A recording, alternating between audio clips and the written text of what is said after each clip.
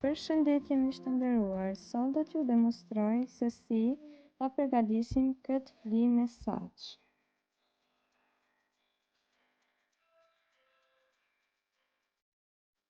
Këtu kam 1,5 kg me miell të thithur. Do t'ja hedhi 20 gram me kryp. Do të vazhdoj që t'ja hedhi edhe 2 litra të plota me ujë.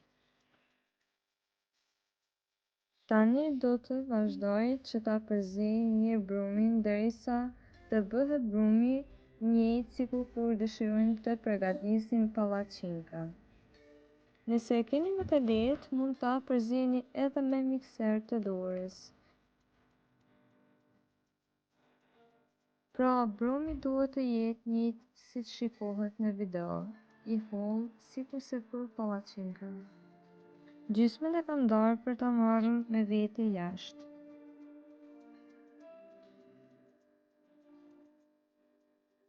Tani filloj me përgatitjen e harçit që do ta mbështesim flin.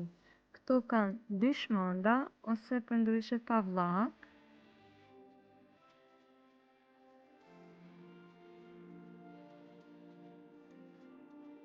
Kam vendosur një halт për kuzhinë që është.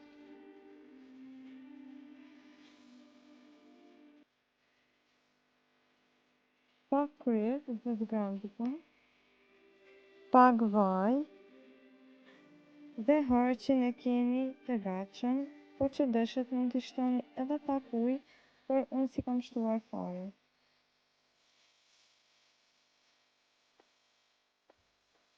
Këtu është rendi i dytë i flisë që e kam pjekur. Tani do ta mbështesim me harçin që e përgatitëm. Fillojmë kështu me renda, duke i shtruar dhe duke i pjekur me saç dal nga dal, derisa të mbushet tërë tepsia.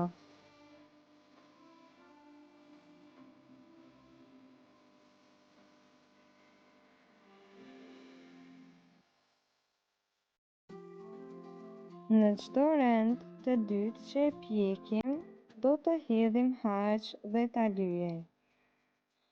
Dhe kështu do t'i pjekim rendat një nga një derisa ta mbushim plot tepsinë. Nëse të pëlqen kjo video, të lutem më bëj një subscribe, një like dhe një koment. Faleminderit.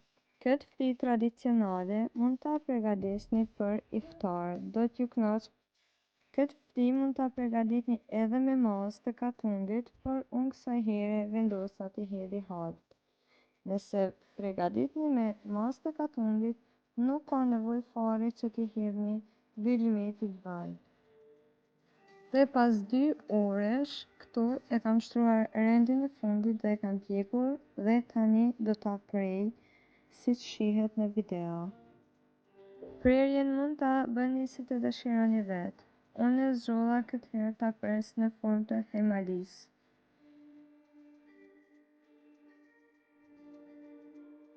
Do t'ja hedhi përmbi tërë harçin që më ka mbetur. Saçin e kam mbushur mirë me gaca dhe kështu e kam lënë që të piqet rreth 30 minuta ndër saç. Dhe pas 30 minuta shikoni sa bukur është pjekur dhe sa mirë është rreshk. Nëse e përgatitni ju bëft mirë.